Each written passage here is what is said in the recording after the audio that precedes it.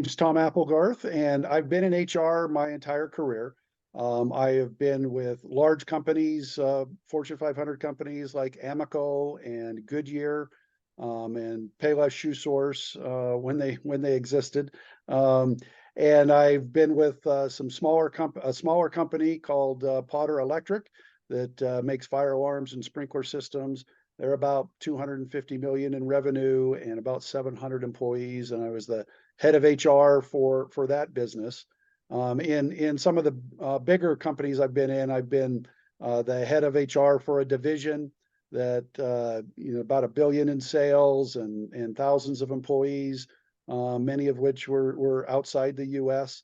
And then I've been the head of compensation and benefits for two different companies that were both over 2 billion in sales. And so I've had a lot of HR experience in my career.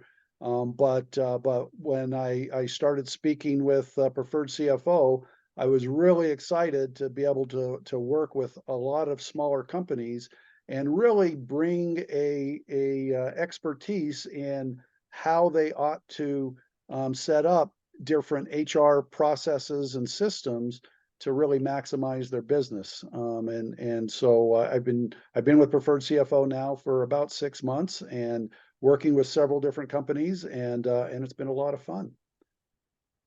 Great. I'm going to pull up this slide here. I put together what I felt like was a generalized list of the services that you offer, but it's so encompassing, right? And I know that for every company, it's different what they need, especially in terms of outsourced HR solutions. Can you talk a little bit about the most common services you provide and also the highest impact services that you've been providing to clients?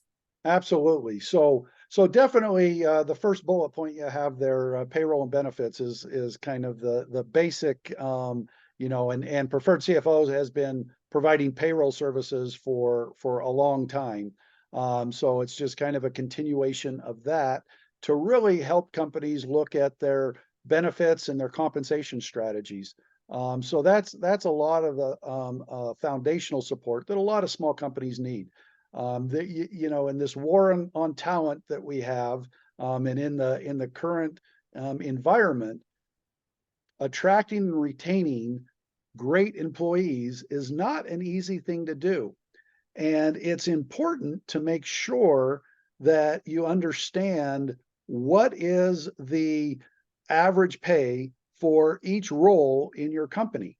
And you don't want to pay too little because that's driving attrition, but you also don't necessarily want to pay more than you have to, because you're trying to make a profit as a business. And so one of the things that I've been able to work with companies on is setting up a compensation structure and looking at salary survey information and really understanding what is the median pay for every role that you have in your company, and then where are people's pay positioned versus that. And you're always going to have people that are paid above the median pay and people below the median pay, and that's very natural. But as you're making pay decisions, it's good to have that information. And obviously, your top performers, you may be very happy that they're paid well above the median, and you want to make sure that they're not going to leave. But if you have some people that are bottom performers, relatively speaking, that are paid way above the median of the market, that's good information to have as well to kind of figure out how you want to handle that situation.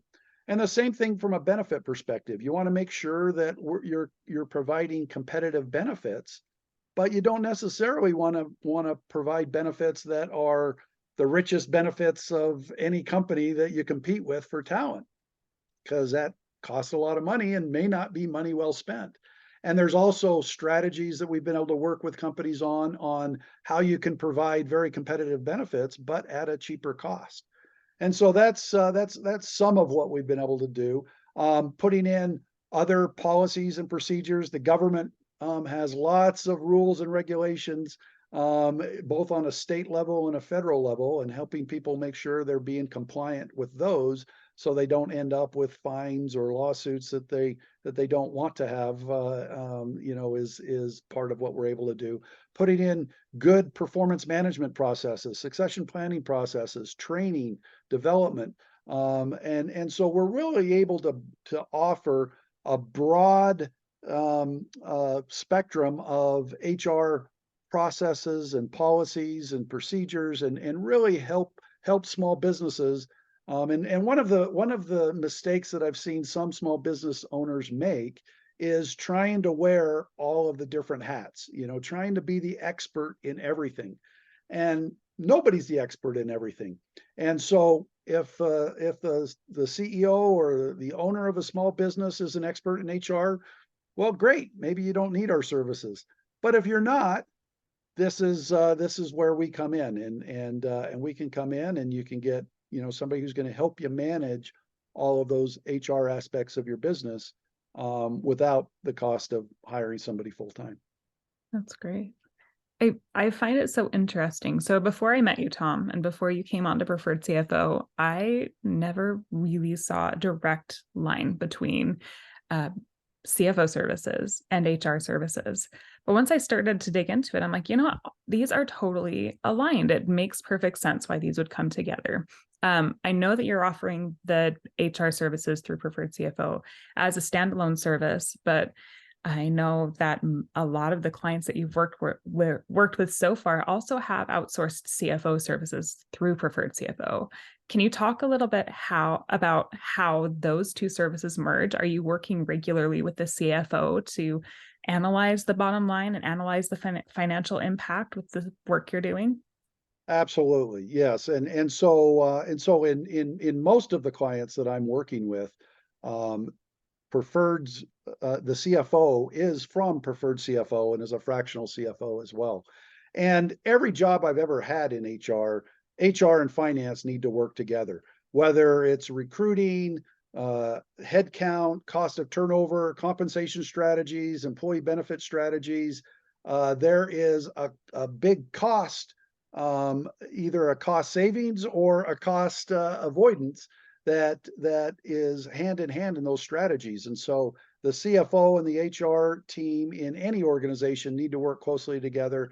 And in fact, in a lot of organizations, especially the smaller organizations, HR is one of the responsibilities that many CFOs have in a smaller organization. And so I think it does. There are a lot of synergies between HR and finance, and we're able to take advantage of those at Preferred CFO. That's great. Talk to me about some of the most common challenges you have helped with Preferred CFO clients specifically. Sure. We talked briefly about some of the recruiting and retention strategies, but that in today's environment is a big issue for a lot of companies, and it's interesting. With one client, they were having some turnover issues. One company I was working with, and so we were really digging into what is the reason for turnover. And in this particular case, as we looked at salary survey information, we really found out that we weren't paying competitively. And so, it's counterintuitive, but I've actually run across this several times in my career, where a business can actually save money by increasing compensation to its employees. And you really have to dive deep into and understand what is the cost of turnover. And if you go and really look at, there's obvious costs like recruiting costs and advertising, and maybe you hire a recruiter, which, by the way, we do that as well. I'm working with several clients where we're going out and recruiting executive talent for them. But there's also some invisible costs that a lot of businesses don't really look at. But it is, what amount of time does it take for an employee to become fully productive?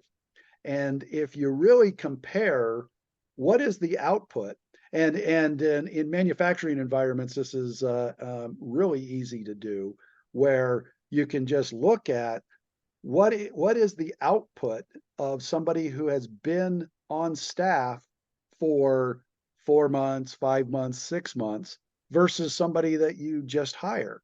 And oftentimes there's a huge differential where the productivity of somebody who's been in that environment for 4 or 5 or 6 months is double what it is on somebody's first day on the job. And then how long does it take them to get up to speed? Because you're often paying that person that you just hired as much as you're paying somebody who's been around for years, maybe not quite as much, but close. And yet you're getting 50, 60% of the productivity.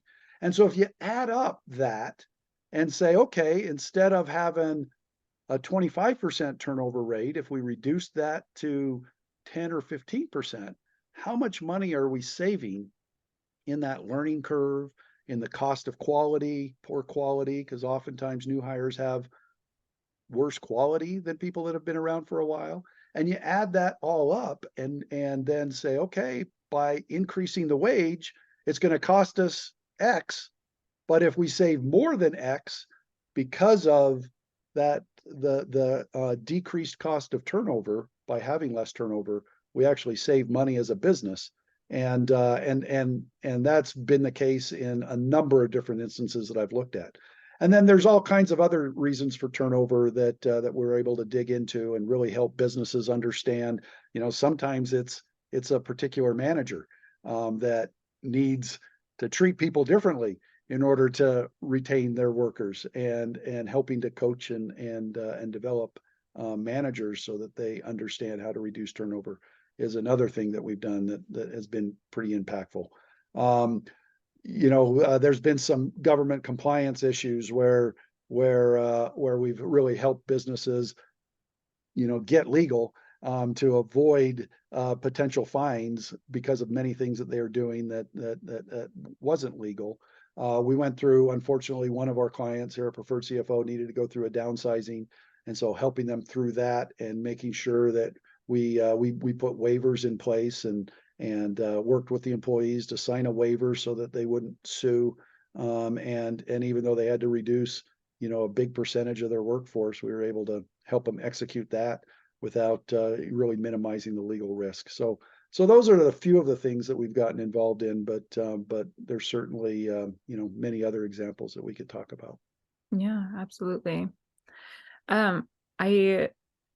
I know that you do customized packages for each of the clients. How do you decide what services a client will need and which are best provided in-house versus outsourced?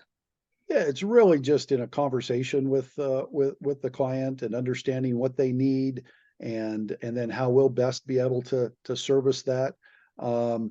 There's definitely some clients that we have that have HR people on staff, but they really need a little more strategic person to help manage that staff. And in fact, in one of our clients, I'm managing their HR staff, their full-time HR staff, and I'm doing it, on a fractional basis. And then there's other clients that don't have any HR people and just need somebody to help them put those systems and processes in place, need somebody that they can call at any time and get an answer, same day. Hey, I have a question, or I have an employee I want to terminate, or whatever the case might be, and just need somebody to help them put systems and processes in place, and have somebody that they can call as needed, and everything in between. So it's really just talking with the owner, understanding, what their business is, and then talking to them about different things that we can do for the business, and then the cost associated with that, and so it's really kind of custom made for each particular situation. Perfect. Well, I know that I'm so glad to have you on the team here, Tom. It's